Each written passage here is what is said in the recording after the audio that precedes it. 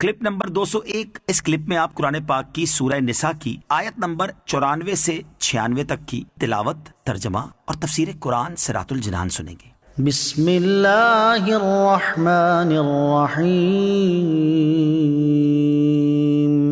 ترجمہ: اللہ کے نام سے شروع جو نہایت مہربان رحمت والا ہے۔ یا ایہا الذین آمنوا اذا ضربتم فی سبیل اللہ فتبینوا ولا تقولوا لمن القى الیکم السلام لست مؤمنا تبتغون عرض الحیاة الدنیا فعند اللہ مغانم کثیرہ كذلك كنتم من قبل فمن الله عليكم فتبينوا إن الله كان بما تعملون خبيرا۔ ترجمہ: اے ایمان والو، جب تم اللہ کے راستے میں چلو تو خوب تحقیق کر لیا کرو، اور جو تمہیں سلام کرے اسے یہ نہ کہو کہ تم مسلمان نہیں، تم دنیاوی زندگی کا سامان چاہتے ہو، پس اللہ کے پاس بہت سے غنیمت کے مال ہیں، پہلے تم بھی ایسے ہی تھے تو اللہ نے تم پر احسان کیا، تو خوب تحقیق کر لو، بے شک اللہ تمام اعمال سے خبردار ہے۔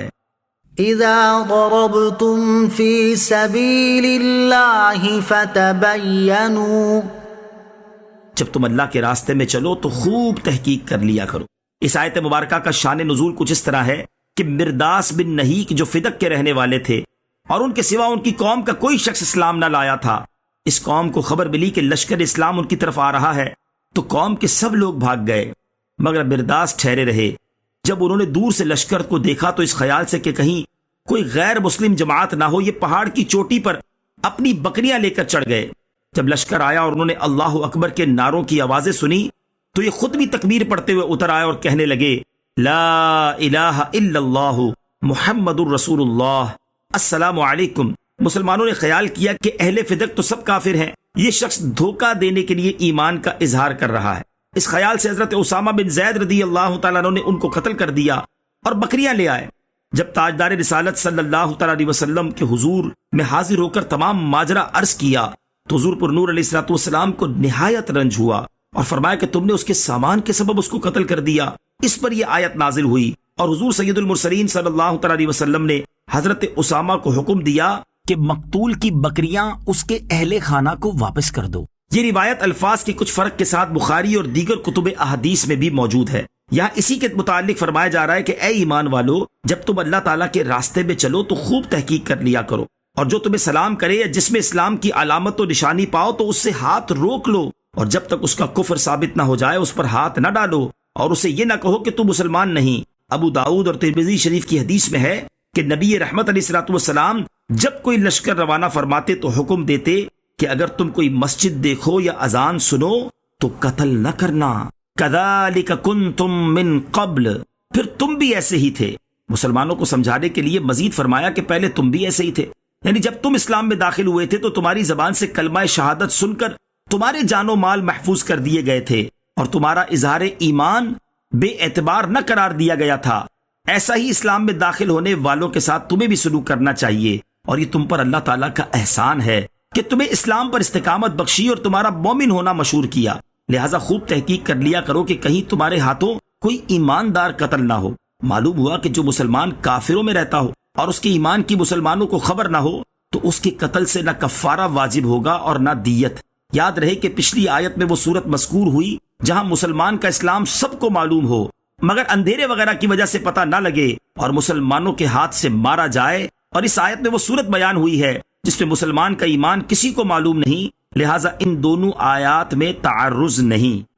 لا يستوي القاعدون من المؤمنين غير أولي الضرر والمجاهدون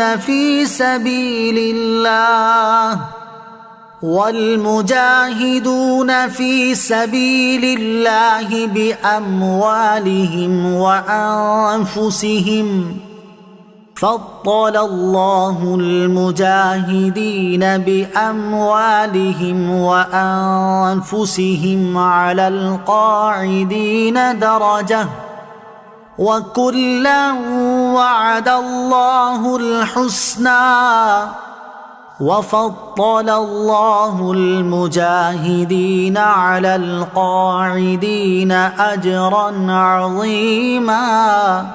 ترجمہ: عذر والوں کے علاوہ جو مسلمان جہاد سے بیٹھے رہے وہ اور اللہ کی راہ میں اپنے مالوں اور اپنی جانوں کے ساتھ جہاد کرنے والے برابر نہیں۔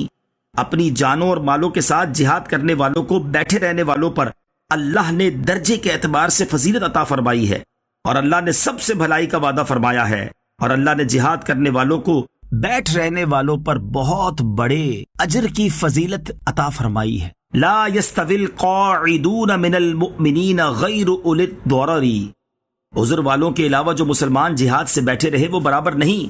اس آیت میں جہاد کی ترغیب ہے کہ بیٹھ رہنے والے اور جہاد کرنے والے برابر نہیں ہیں، بلکہ مجاہدین کے لیے بڑے درجات و ثواب ہیں۔ اور یہ مسئلہ بھی ثابت ہوا کہ جو لوگ بیماری یا بڑھاپے یا ناطاقتی یا نابینائی یا ہاتھ پاؤں کے ناکارہ ہونے اور عذر کی وجہ سے جہاد میں حاضر نہ ہوں وہ فضیلت سے محروم نہ کیے جائیں گے جبکہ اچھی نیت رکھتے ہوں۔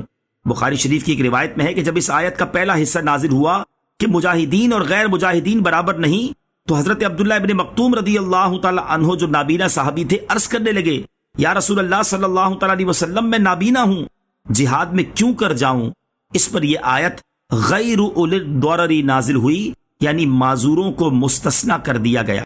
اور بخاری شریف میں حضرت انس رضی اللہ تعالیٰ عنہ سے مروی ہے، نبی اکرم علیہ الصلوۃ والسلام نے غزوہ تبوک سے واپسی کے وقت فرمایا، کچھ لوگ مدینے میں رہ گئے ہیں، ہم کسی گھاٹی یا آبادی میں نہیں چلتے مگر وہ ہمارے ساتھ ہوتے ہیں، انہیں عذر نے روک لیا ہے۔ درجات منه ومغفرة ورحمة وكان الله غفورا رحيما۔ ترجمہ: اس کی طرف سے بہت سے درجات اور بخشش اور رحمت ہے، اور اللہ بخشنے والا مہربان ہے۔ درجات منہ، اس کی طرف سے بہت سے درجات۔